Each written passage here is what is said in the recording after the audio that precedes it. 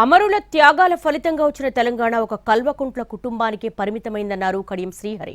కల్వకుంట్ల కుటుంబం వేల ఆస్తులు, 100 ఎకరాల భూములు, ఫామ్ హౌస్లు సంపాదించి అప్పు మాత్రం తెలంగాణ ప్రజల మీద వేసిందన్నారు.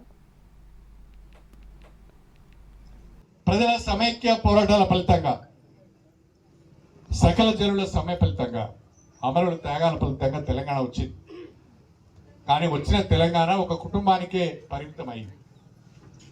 తెలంగాణలో ఒక కల్వకుంట్ల కుటుంబమే బాగుపడ్డది. ఆ కుటుంబంలో ఉన్న వాళ్ళందరూ బ్రహ్మాండంగా వేల కోట్ల ఆస్తులు సంపాదించుకున్నారు, 100 ఎకరాలు సంపాదించుకున్నారు, ఫామ్ హౌస్లు కట్టుకున్నారు, ప్యాలెస్లు కట్టుకున్నారు. అప్పు మాత్రం మన నెత్తి మీద వేసి ఇవాళ వాళ్ళు చాలా మాటలు మాట్లాడుతూ ఉంటారు. దయచేసి మీరందరూ గమనించాలి. గత బీఆర్ఎస్ ప్రభుత్వం యొక్క అవినీతిని చూసి, గత బీఆర్ఎస్ ప్రభుత్వం యొక్క అప్రజాస్వామిక పద్ధతులను చూసి నాకు నచ్చక